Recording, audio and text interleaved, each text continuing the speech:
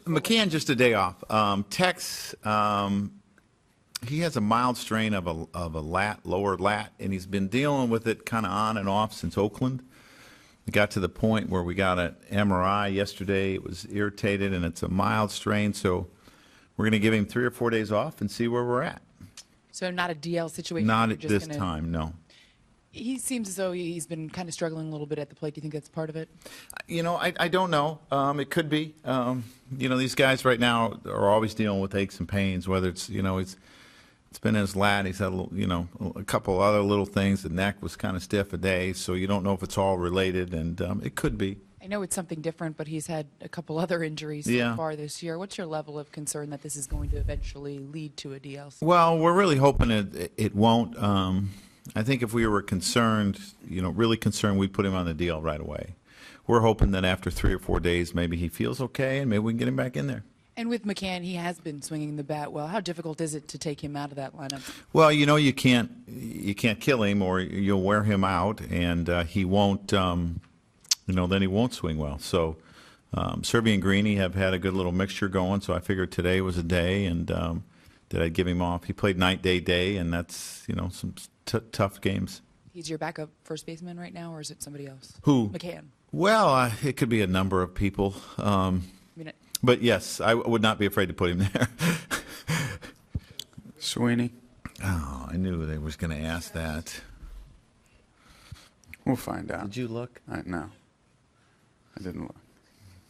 We'll get it to you. I think it's his left. I really do. Yeah. Lower lat. Dave. It's one of them. Joe, the Rangers are a team that's been hit hard by injuries, obviously, this year as well, and you guys have been through that the past 2 years. Do we underestimate sometimes how hard it is to continue to win when you lose so many players? I mean, you guys have done a fairly decent job at that. You know, I don't know. You know, I've always said it's an opportunity for other people when you deal with injuries, and it's an opportunity to prove yourself. And for some younger players, they may get called up a little bit before, you know, people expect them to them, and then you realize that they're ready. You know, here they are, they're ready to go. And for some older players, you know, they're just hoping for that one shot. It's an opportunity. So, you know, I think you just have to have the attitude that no matter what happens, we're going to press on.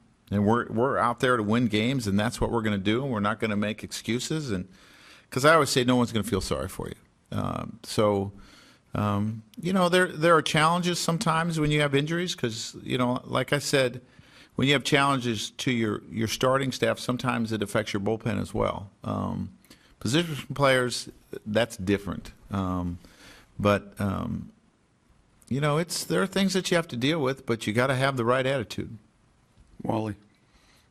I just want to follow up on what Dave asked there. I mean, obviously you can't make an excuse for an injury, but are there injuries that you just can't overcome? And, you know, were you guys a victim of that last year, do you think?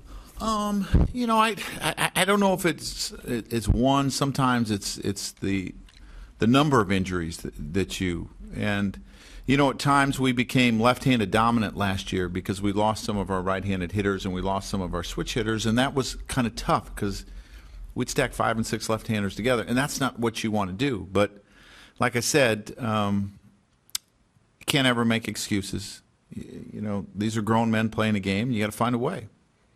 Joe.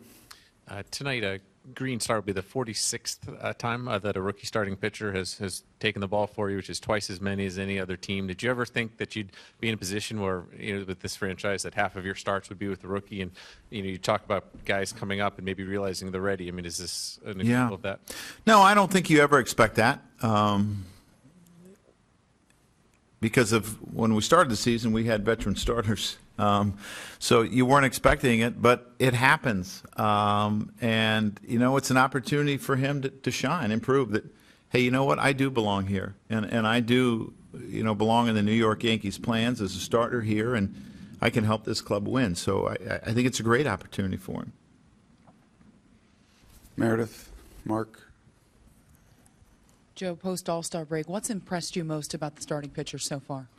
The distance they've given us and the quality of innings that they've given us and being able to overcome some things at times.